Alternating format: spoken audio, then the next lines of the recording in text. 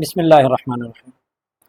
आज का हमारा टॉपिक है चैप्टर नंबर 5 और टॉपिक का नाम है इलास्टिसिटी। चैप्टर का नाम है pressure and deformation and solids. आपने देखा होगा कि हमारे इर्द गिर्द जितनी भी चीज़ें हैं they are made up of tiny particles and we call them atoms. उसको हम ज़र्रा कहते हैं या एटम कहते हैं। मुख्तलिफ़ किस्म के एटम से मुख्तलिफ़ किस्म के एलिमेंट्स और पार्टिकल्स और चीज़ें हमारे सामने मौजूद होती हैं। तमाम चीज़ें एक किस्म की नहीं होती। फॉर एग्ज़ाम्पल ये किताब मेरे सामने है तो ये भी मैटर से बना है और एटम से बना है, लेकिन इसकी टेक्सचर और इसकी कंपोजिशन मुख्तलिफ है इस मार्कर से, और इस मार्कर की टेक्सचर और कंपोजिशन मुख्तलिफ है इस स्मार्ट बोर्ड से। मेरे कपड़ों की टेक्सचर मुख्तलिफ है स्मार्ट बोर्ड से। सो डिफरेंट मटीरियल्स की मुख्तलिफ प्रॉपर्टीज़ होती हैं। हम आज पढ़ेंगे इलास्टिसिटी के बारे में। इलास्टिसिटी किसे कहते हैं? आपने देखा होगा रूटीन में जब भी हम किसी ऑब्जेक्ट पर, किसी भी चीज़ पर फोर्स अप्लाई करते हैं तो उस ऑब्जेक्ट के साथ कुछ ना कुछ होता रहता है। अब वो कैसे होता है, किस तरह से वो ऑब्जेक्ट रिएक्ट करता है टू द अप्लाइड फोर्स, उसके बिहेवियर को जब हम स्टडी करेंगे तो उसमें एक टॉपिक निकल के आता है जिसको इलास्टिसिटी कहा जाता है।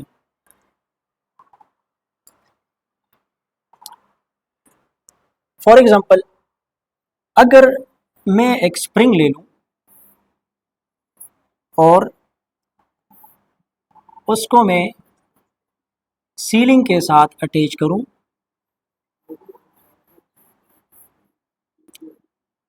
और उसके साथ में कोई मास ऑब्जेक्ट अटैच करूं तो क्या होगा? जब ये स्प्रिंग अपनी नेचुरल हालत में होगा तो इस पर कोई फोर्स अप्लाई नहीं होगा, लेकिन जब कोई मास हमने अटैच किया तो ड्यू टू ग्रेविटी, ग्रेविटी हमें पता है, gravity is the force with which earth pulls or attract massive object towards its centre. जिस तरह हम जमीन पर खड़े हैं तो जमीन हमें खींच रही है, इसी तरह ये मास अपने वेट की वजह से नीचे की तरफ इस स्प्रिंग पर फोर्स अप्लाई करेगा और उसके नतीजे में ये स्प्रिंग थोड़ा सा स्ट्रेच होके नीचे आ जाएगा। ये थोड़ा सा स्ट्रेच होके अपनी ओरिजिनल पोजीशन से नीचे आ जाएगा। तो क्या हुआ, हमने जब फोर्स अप्लाई किया तो उसके नतीजे में हमारे पास एक्सटेंशन एक्स पैदा हो गई इस मटेरियल में। ये स्प्रिंग है, स्प्रिंग की जगह कोई और ऑब्जेक्ट भी हमारे पास हो सकता है, वो प्लास्टिक हो सकता है, वो कोई रबर हो सकता है, या कोई भी इनइलास्टिक मटेरियल भी हो सकता है। ज़रूर नहीं कि तमाम चीज़ें वो इलास्टिक हो। अच्छा, इलास्टिसिटी एक टर्म है, इसको हम कैसे डिफाइन करेंगे? सो इलास्टिसिटी हम कहते हैं किसी भी ऑब्जेक्ट की उस खुसूसियत को जब उस पर फोर्स अप्लाई किया जाए, उसकी शक्ल को डिफॉर्म किया जाए, उसको एक्सटेंड किया जाए या कंप्रेस किया जाए, तो उसके बाद अगर फोर्स को हम रिमूव करें तो वो ऑब्जेक्ट वापस अपनी पोजीशन में जाता है। कितनी शिद्दत के साथ, कितनी ज्यादा टेंडेंसी वो रखता है कि वो वापस अपनी पोजीशन को गेन करे। इस टर्म को, इस चीज को कहते हैं इलास्टिसिटी ऑफ एन ऑब्जेक्ट और अ मटेरियल। जिस तरह स्प्रिंग के केस में हमने पढ़ा, तो स्प्रिंग के बारे में हमें पता है कि जितना भी हम उस पर फोर्स अप्लाई करें एक खास लिमिट पर, एक खास लिमिट के अंदर, तो स्प्रिंग की टेंडेंसी ये होती है कि काफी हद तक वो वापस आ जाता है। इसके बजाय अगर हम शीशे का कोई गिलास ले ले या जग ले ले या मग ले ले और उस पर हम थोड़ा सा फोर्स अप्लाई करेंगे, उसको स्क्वीज करेंगे या उसको स्ट्रेच करने की कोशिश करेंगे, तो क्या होगा? थोड़ा सा तो वो बियर कर लेगा, लेकिन स्ट्रेच पैदा होते ही वो ब्रिक हो जाएगा, मतलब टूट जाएगा, क्योंकि उसकी इलास्टिसिटी बहुत कम है। इलास्टिसिटी बहुत ज्यादा कम है क्योंकि वो वापस अपनी ओरिजिनल पोजीशन में रिस्टोर होने की ताकत नहीं रखता या बहुत कम रखता है। लिहाजा हम कह सकते हैं कि elasticity of different material varies. ठीक है, तो इसी चीज को हम मजीद थोड़ा सा अगर डिफाइन करें और इसका जो रिलेशन है इसको हम हुक्स लॉ कहते हैं कि भाई जितना फोर्स हमने अप्लाई किया और उसके नतीजे में कितना एक्सटेंशन पैदा हुआ, कितनी स्ट्रेचिंग पैदा हुई या कितनी कंप्रेशन पैदा हुई, कोई ऑब्जेक्ट अपनी ओरिजिनल पोजीशन से कितना जो है ना वो स्ट्रेच हुआ या वो स्क्वीज हुआ। हमने जो फोर्स अप्लाई किया वो अप्लाइड फोर्स है या एक्सटर्नल फोर्स भी इसको क्या कहा जा सकता है।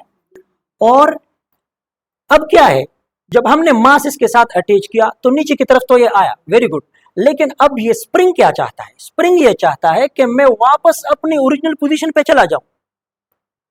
अगर हम ये वेट यहां से हटा दे तो क्या होगा, ये स्प्रिंग फौरन से वापस चला जाएगा और उसी पोजीशन पे रुक जाएगा।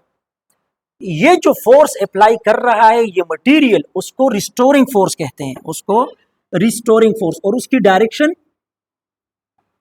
इस केस में अपवर्ड होगी, यानी जो हमारा अप्लाइड फोर्स होगा उसकी डायरेक्शन के अपोजिट डायरेक्शन में होगा। दूसरी बात, हम जब भी फोर्स अप्लाई करेंगे तो एक्सटेंशन अप्लाइड फोर्स के डायरेक्शन में ही पैदा होगी, ठीक है। हमने नीचे की तरफ फोर्स अप्लाई किया, स्प्रिंग स्ट्रेच हुआ in the direction of the applied force, लेकिन उसके नतीजे में स्प्रिंग के अंदर से जो मुजाहिमत आई, जो उसके अंदर से एक फोर्स पैदा हुई, वो फोर्स रिस्टोरिंग फोर्स है और उसका डायरेक्शन अपवर्ड होगा। तो यहां से एक बात हमारे समझ में आई कि जो एक्सटेंशन यहां पे पैदा हुई, यहां से यहां तक ये मास या स्प्रिंग को हमने एक्सटेंड किया, इसको हम अगर एक्स बोल दें, ठीक है, अगर इसको हम एक्सटेंशन एक्स बोल दें तो इसका ताल्लुक अप्लाइड फोर्स के साथ डायरेक्ट है और रिस्टोरिंग फोर्स के साथ भी डायरेक्ट है। कैसे? जितना हम ज्यादा फोर्स अप्लाई करेंगे इतनी ज्यादा स्ट्रेचिंग पैदा होगी स्प्रिंग में, लेकिन उतनी ही ज्यादा रिस्टोरिंग फोर्स भी पैदा होगी स्प्रिंग में। अगर हमने थोड़ा सा इसको स्ट्रेच किया है तो रिस्टोरिंग फोर्स क्या करेगा, थोड़ा सा होगा, वो अपवर्ड मूव करने की कोशिश करेगा, फोर्स अप्लाई करने की कोशिश करेगा, लेकिन इतना ज्यादा नहीं होगा। उसके बजाय अगर हम इसको थोड़ा ज्यादा खींच ले तो फिर क्या होगा, स्प्रिंग थोड़ा सा मजीद स्ट्रेस में आ जाएगा, मजीद दबाव में आ जाएगा, और स्प्रिंग बोले कि नहीं मजीद मुझे ना छोड़ो, ना छेड़ो, तो स्प्रिंग बहुत ज्यादा कुव्वत के साथ अपनी ओरिजिनल पोजीशन पर आने की कोशिश करेगा। So this implies that the extension and the restoring force are directly proportional. लेकिन देयर इज वन थिंग, और वो ये कि जो हमारे पास रिस्टोरिंग फोर्स है और जो हमारे पास एक्सटेंशन पैदा हो रही, उनका डायरेक्शन एक दूसरे के अपोजिट है। बिकॉज जो एक्सटेंशन पैदा हो रही है it is in the direction of applied force which in this case is downward, and the restoring force is in upward direction. So extension का डायरेक्शन अगर हम देख लें वो नीचे की तरफ है, एक्सटेंड हो रहा है, और रिस्टोरिंग फोर्स कोशिश कर रहा है कि ऊपर की तरफ इसको पुल करे। सो इनका डायरेक्शन अपोजिट होगा। लिहाजा अगर हम इस इक्वेशन को थोड़ा सा मजीद क्लेरिफाई करना चाहे डायरेक्शन के हिसाब से भी, तो हम यहां पर एक नेगेटिव साइन लगा सकते हैं, और नेगेटिव साइन का यही मतलब है the force, the restoring force is directly proportional to the negative of displacement from the mean position. Mean position से मुराद ओरिजिनल पोजीशन है इस स्प्रिंग की या किसी भी मटेरियल ऑब्जेक्ट की, जब वो बगैर स्ट्रेस की हालत में था, जब उस पर कोई फोर्स एक्ट नहीं कर रहा था, उस सूरत में जो उसकी पोजीशन थी उसको मीन पोजीशन कहते हैं। लिहाजा यहां पर यह बात हमारे समझ में आ गई कि रिस्टोरिंग फोर्स डिपेंड करता है एक्सटेंशन पे, displacement from the mean position पे एक पॉइंट, और it is in the negative direction या opposite direction of the extension. ये बात भी हमें समझ आ गई। इसके बजाय अगर हम किसी स्प्रिंग, कोई स्प्रिंग हम ले ले, फॉर एग्जांपल यहां से एक स्प्रिंग में कंसिडर कर लेता हूं और उसको मैं स्ट्रेस करने की कोशिश करूं कि इसको दबाऊं, अप्लाइड फोर्स मेरा इस डायरेक्शन में है, एफ अप्लाइड, तो क्या होगा, ये स्प्रिंग यहां से मूव होना शुरू हो जाएगा इन दिस डायरेक्शन, यहां तक आ जाएगा, ये थोड़ा सा स्क्वीज हो जाएगा, कंप्रेस हो जाएगा, यहां तक आ जाएगा। अब ये जो एक्सटेंशन पैदा हुई वो अप्लाइड फोर्स के डायरेक्शन में पैदा हुई, और जो रिस्टोरिंग फोर्स है इस सूरत में, इस केस में, वो आउटवर्ड होगा। सो एफ रिस्टोरिंग तो अगर हम इसको केस को देख ले और इस केस को देख ले तो हमें यह समझ आएगी कि the extension and the restoring force will always be in opposite direction. ठीक है, तो ये इक्वेशन हमारे पास ये सिग्निफाई करता है और ये इंप्लाई करता है, and this is what we call Hooke's law.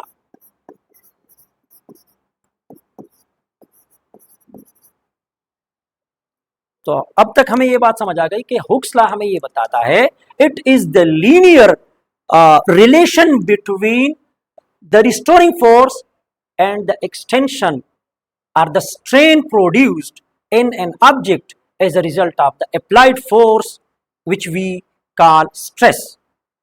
applied force जो होता है, जो strain पैदा करता है, जो उसमें extension पैदा करता है, उस applied force को stress कहा जाता है। applied force यानी stress के नतीजे में जो extension पैदा होती है उसको strain कहा जाता है। ये इसलिए मैं बता रहा हूं कि stress and strain are two important terms जो आपके बुक्स में आई है। stress जिसको हम उर्दू में दबाव भी कहते हैं, तो जब हम अप्लाइड फोर्स को हम क्या बोलेंगे, स्ट्रेस बोलेंगे, एफ अप्लाइड। और जो हमारे पास स्ट्रेन है वो क्या चीज है, वो एक्सटेंशन जो हमारे पास पैदा हो गई इस सूरत जो हमने यहां तक पढ़ लिया। तो यहां तक तो चीजें हमारी समझ में आ गई। इसको अगर हम ग्राफिकली रिप्रेजेंट करें तो इस तरह से कर सकते हैं। एक ग्राफ हम ड्रा करते हैं।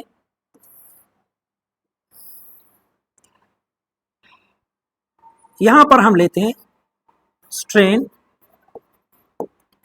और इस डायरेक्शन में हम स्ट्रेस ले लेते हैं।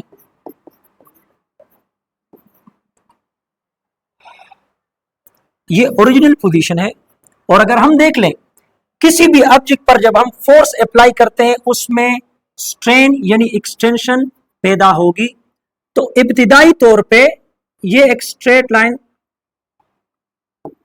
इब्तिदाई तौर पे ये एक स्ट्रेट लाइन की सूरत में इस तरह से जाएगा। कब तक जाएगा, जब तक इसका इलास्टिक लिमिट रीच नहीं होगा। इस ऑब्जेक्ट का जो स्प्रिंग हमने लिया था या कोई भी ऑब्जेक्ट हमने लिया था, जब तक उसका एक आखिरी लिमिट तक बात नहीं जाएगी तो जितना भी हम थोड़ा थोड़ा फोर्स बढ़ाएंगे उतनी उतनी एक्सटेंशन में इजाफा होगा। और ये प्रोपोर्शनल है। प्रोपोर्शनल का मतलब है कि हर एक न्यूटन फोर्स के लिए 1 मीटर एक्सटेंशन आ रहा है। फॉर एग्जांपल हर दूसरे न्यूटन फोर्स के लिए मजीद 1 न्यूटन 1 मीटर एक्सटेंशन आ रहा है। तो इट इज प्रोपोर्शनलिटी का मतलब है कि ये इक्वेशन या जो रिलेशन है वो लीनियर है। लीनियर मतलब स्ट्रेट लाइन है। इसमें यह नहीं कि फर्स्ट 1 न्यूटन फोर्स के लिए 1 मीटर एक्सटेंशन आया तो अगला अगर आपने मजीद 1 न्यूटन अप्लाई किया तो फिर 2 मीटर आएगा। ठीक है ना, इसका ये मतलब नहीं है, बल्कि ये मतलब है कि same extension for same applied force. ठीक है।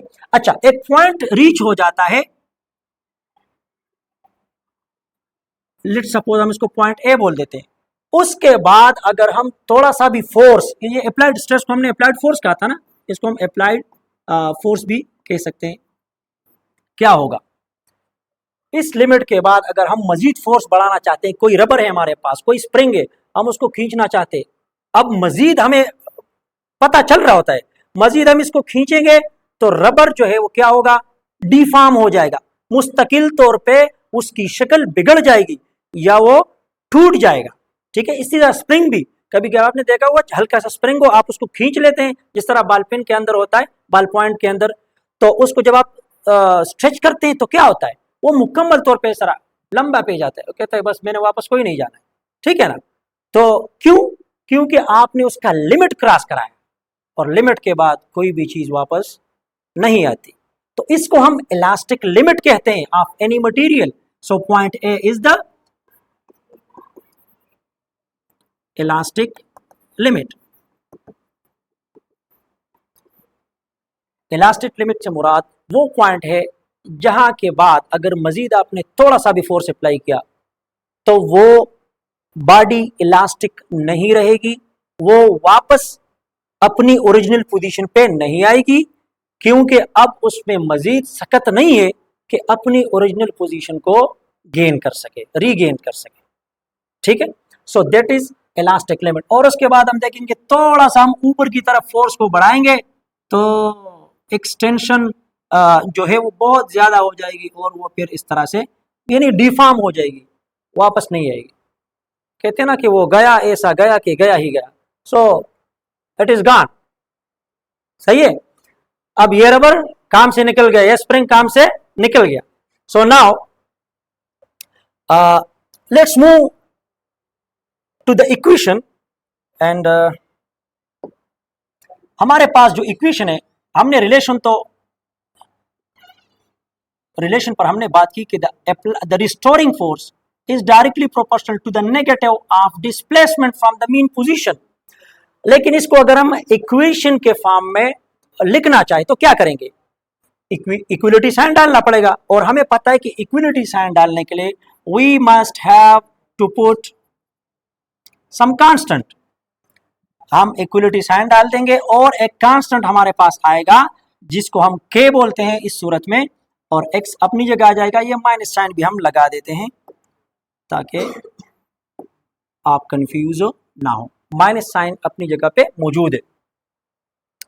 ये k क्या चीज है, मतलब हमने फोर्स अप्लाई किया, उसके नतीजे में रिस्टोरिंग फोर्स वजूद में आया और उसने उसका रिलेशन हमने डिफाइन किया। ये k का क्या मतलब है, व्हाट इज k? इसी इक्वेशन से हम ये पता चला सकते हैं, लगा सकते हैं कि k क्या चीज है। फिजिक्स में ये आसानी है कि अगर सिंपल सा कोई भी इक्वेशन आपको समझ आ रहा है तो उसको आगे पीछे करके मल्टीप्लाई डिवाइड करके आप उसमें से कोई भी वैल्यू निकाल सकते हैं, अननोन वैल्यू निकाल सकते हैं। For example in this case we have to find out the value of k। So क्या करेंगे, we will divide both side by x and we will get, इधर हमारे पास आ जाएगा f restoring divide by x, minus sign इधर है minus k। अगर माइनस साइन को हम बोथ साइड डिवाइड करें तो ये माइनस माइनस कैंसिल होकर इधर आ जाएगा। और इस इक्वेशन को हम थोड़ा सा रिवर्ट कर लेते हैं, तो k को इस साइड पे लिख लेते हैं क्योंकि हमारे पास ये रिक्वायर्ड है, हम इसको हम फाइंड आउट करना चाहते हैं। और f डिवाइडेड बाय x हमारे पास इधर आ जाता है। Now this is the equation for spring constant. जो अभी तक मैं पूछ रहा था आपसे ना कि ये हमारे पास क्या चीज आ रहा है, k क्या चीज है। So k is actually spring constant. Spring constant हमें क्या बताती है, look at this equation. Negative sign को आप कुछ टाइम के लिए इग्नोर कर लें ताकि हमें ये बाकी चीजें सिंपल समझ आ जाए। ये बताता है k is equal to the force divided by the extension produced as a result of this force. अगर हमने 1 न्यूटन फोर्स अप्लाई किया और 1 मीटर एक्सटेंशन पैदा हुआ तो एक वैल्यू हमारे पास आ जाएगी। कोई और स्प्रिंग हमने लिया जो थोड़ा सा सख्त है, उसके लिए जब हमने 1 न्यूटन फोर्स अप्लाई किया तो हाफ मीटर ऑफ एक्सटेंशन पैदा हुआ, यानी 1 डिवाइड बाई 0.5 आ गया। तो ये वैल्यू के की थोड़ी सी ऊपर चली गई। अगर मजीद मैंने थोड़ा और सख्त और मजबूत स्प्रिंग लिया तो फिर हमने 5 या 10 न्यूटन फोर्स अप्लाई किया और उसके नतीजे में 1 मीटर या हाफ मीटर एक्सटेंशन पैदा हुई। तो क्या हमें समझ आया, ये हमें के की वैल्यू बताता है और के की वैल्यू सिग्निफाई करता है कि किसी भी स्प्रिंग के अंदर अपने ओरिजिनल पोजीशन को रिटेन करने की सलाहियत कितनी ज्यादा है, इसकी जो वापस अपने पोजीशन पे जाने की कितनी इसमें सिकत है और कितनी सलाहियत है। This is what we call spring constant. बात स्प्रिंग होगा बहुत नरम होगा, थोड़ा सा फोर्स अप्लाई करेंगे बहुत उसमें एक्सटेंशन पैदा हो जाएगी, ठीक है। तो हम बोलेंगे इसका स्प्रिंग कांस्टेंट बहुत कम है, बहुत कम है, थोड़े से फोर्स में बहुत ज्यादा एक्सटेंशन आ जाती है। So this is what we call the spring constant.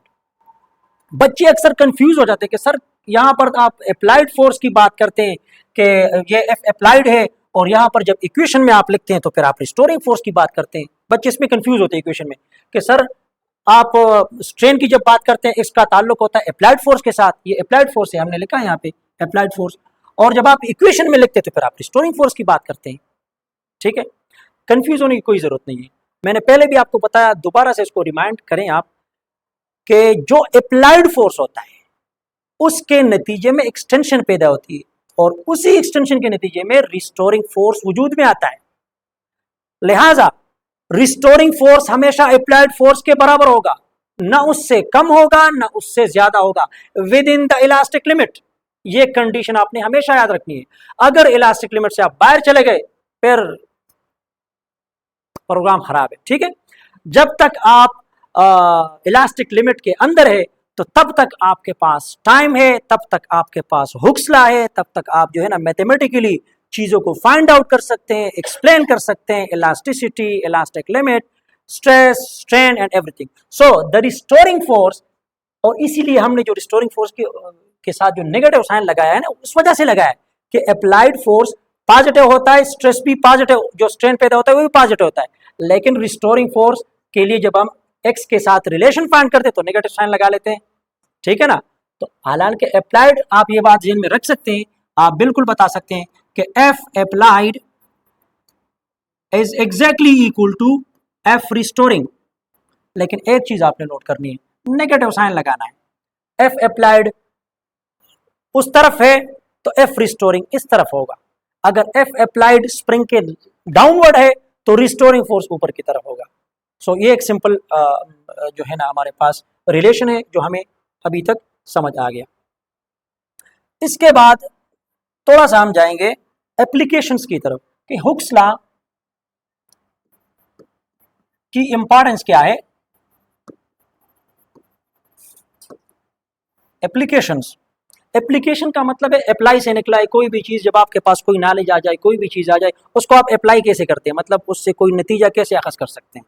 ठीक है, तो मसलन मुझे पता चला कि तवानाई कम है, खाना खाना चाहिए, नाश्ता करना चाहिए, मैं अब अप्लाई किया है कि मैं चला जाऊं और नाश्ता कर लूं। एग्जैक्टली हुक्स लॉ तो हमने पढ़ लिया कि भाई हाँ, फोर्स, रिस्टोरिंग फोर्स का और अप्लाइड फोर्स का और स्ट्रेन का एक ताल्लुक है। अब इससे हमें क्या फायदा होता है, मुख्तलिफ हमारे पास जो टूल्स हैं, जो डिवाइस है, जो फिजिक्स में हमारे पास मुख्तलिफ मेजरिंग पर्पजेस के लिए इस्तेमाल होते हैं, उसमें हम हुक्स लॉ को अप्लाई कर सकते हैं। आपने देखा होगा, अगर पुराना आपके घर में कोई छोटा सा टाइम पीस पड़ा हो ना, उसको आज आप घर जाकर थोड़ी सी इंजीनियरिंग कर ले, उसको खोल ले, उसके अंदर आपको एक स्पाइरल सा स्प्रिंग मिलेगा। इस तरह का एक स्प्रिंग उसमें लगा होता है। उसको जब हम चाबी देते हैं तो वो इसे,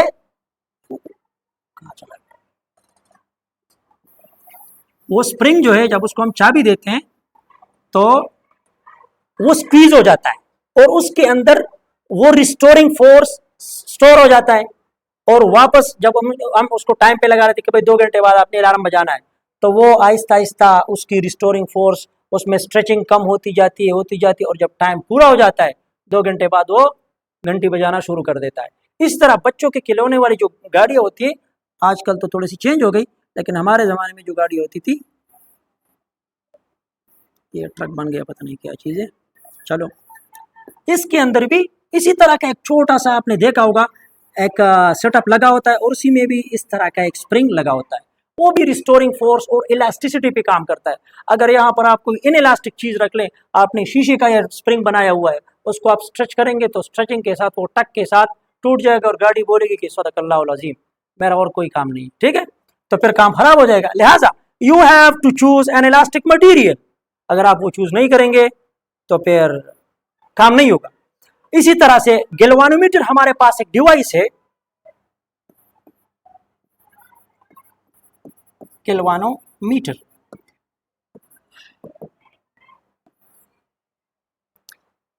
हम जब करंट को मेजर करते हैं, करंट को तो जानते हैं ना, नहीं जानते तो ये जो स्विच लगे होते हैं ना, उसमें कभी थोड़ा सा हाथ डाल के देख लें, बहुत अच्छे से जान जाएंगे। लेकिन मसला है कि हो सकता है आप किसी को बता ना सके, फिर सो एहतियात से ज़्यादा वोल्टेज के सामने जाना वो ना जाए। इस करंट को नापने के लिए अब उंगलियां डाल के तो नाप नहीं सकते, ठीक है, तो इसके लिए एक डिवाइस बनता है जिसको गैल्वानोमीटर बोलते हैं। वो भी मुख्तलिफ तरीकों से बनता है, उसमें जो ये वाला स्प्रिंग है वो भी इस्तेमाल होता है, और स्पाइरल स्प्रिंग जो हमारे पास होता है, ये वाला जो नॉर्मली हम देखते भी हैं और हमारा उसके साथ वास्ता भी पड़ता है, करंट की खासियत है, जब उसको किसी वायर से आप पास करते हैं और छोटा सा मैग्नेट आप इधर उधर अप्लाई कर देते हैं, छोटा सा मैग्नेट नॉर्थ पोल और साउथ पोल आप रख देते हैं, तो क्या होता है कि जब इसमें करंट फ्लो करता है, करंट को हम आई से रिप्रेजेंट करते हैं, और ये गैल्वेनोमीटर के अंदर ये सेटअप लगा होता है पूरा, तो क्या होता है जब इसमें से करंट पास होता है ना, तो मैग्नेटिक फील्ड में करंट के पास होने के नतीजे में इस पर कोई फोर्स अप्लाई होता है, जिसको हम मैग्नेटिक फोर्स बोलते हैं। एम्पियर लॉ के अंदर आप जाकर पढ़ेंगे फर्स्ट सेकंड ईयर में, लेकिन अभी तक आप ये जान ले, इस स्प्रिंग के अंदर इस पर वो फोर्स अप्लाई होता है और ये स्प्रिंग में ट्विस्ट आ जाता है। अब ट्विस्ट वैसे तो नहीं आता, कोई रबड़ के साथ आप बांध ले तो वो घूमना शुरू हो जाएगा, थोड़ा सा फोर्स आएगा घूमना शुरू हो जाएगा। अब इसमें एक लिमिट के अंदर उन्होंने स्ट्रेचिंग रखी होती है कि भाई ये स्प्रिंग है, इतना इस पे फोर्स लगेगा तो ये इतना सा घूमेगा, 1 मिलीमीटर घूमेगा, ठीक है ना। तो एक खास अंदाजे के हिसाब से, और उधर जो है ना गैल्वेनोमीटर, जो ऊपर एक डिवाइस यानी जो मीटर लगा होता है ना, वो आराम से आपको बता रहा होता है कि भाई जो जो है ना कांटा कहाँ पे चल रहा है।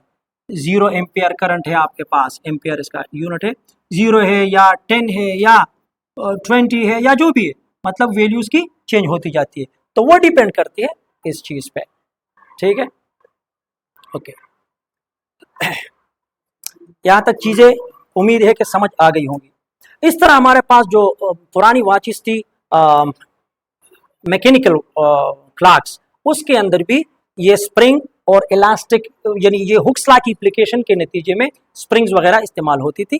और इसके अलावा अगर आप देख लें, पहले जो गाड़ियाँ होती थी उसमें कमानियाँ होती थी। अगर आपको कमानी समझ नहीं आती तो आप ऐसा कर लें कि किसी ट्राली या ट्रक को देख लें, उसके नीचे स्प्रिंग्स नहीं लगे होते, बल्कि लंबे पट्टे से ऐसे लगे होते हैं।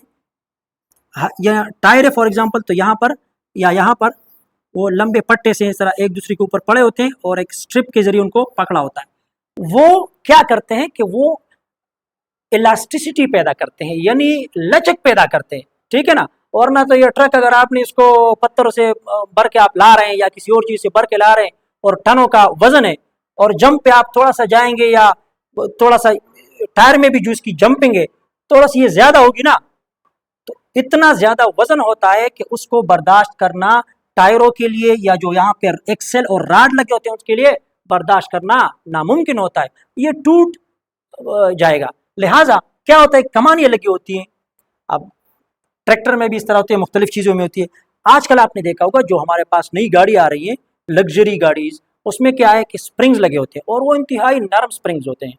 आप थोड़ा सा जंप पे जाएंगे तो ऐसे आपको झूला देंगे, बंदा बोलता है कि थोड़ा सा बंदा अल्लाह बिस्मिल्लाह का मुंह तो वक़िया करके लेट जाए, ठीक है। तो ये क्या है, this is because of the Hooke's law. Hooke's law को देखकर उन्होंने कहा अच्छा थोड़ा सा स्प्रिंग को के कांस्टेंट जो हमारे पास आया था ना, के स्प्रिंग कांस्टेंट, इसको थोड़ा हल्का रखें तो क्या होगा, हल्के से आप जंप पे जाएंगे या ज्यादा जंप पे जाएंगे तो क्या होगा कि आपको हल्के से वो झटका देगा, स्प्रिंग कांस्टेंट ज्यादा होगा, और थोड़ा सा आप धक्का देंगे और थोड़ा सा इस तरह ऊपर नीचे जाएंगे तो मोहरे हिल जाएंगे, ठीक है ना। फिर डॉक्टर के पास जाना पड़ेगा, ऑपरेशन करना पड़ेगा, तो मुश्किल बात है वो। तो लिहाजा हमने क्या किया कि हमने स्प्रिंग्स का इस्तेमाल किया हुक्स लॉ को देखकर, और वो हमारे बहुत काम आ रहा है, ठीक है। अगर हम आज के पूरे लेक्चर को समराइज करें तो हमने इलास्टिसिटी पढ़ा।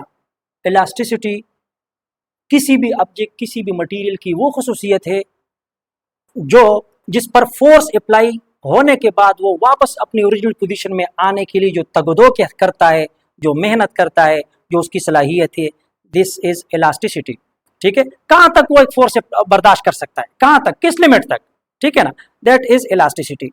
मुख्तलिफ मटीरियल, बाज मटीरियल की इलास्टिसिटी बहुत ज्यादा होती है, बाज की बहुत कम होती है, बाज की बिल्कुल जीरो पे आप समझिए, ठीक है।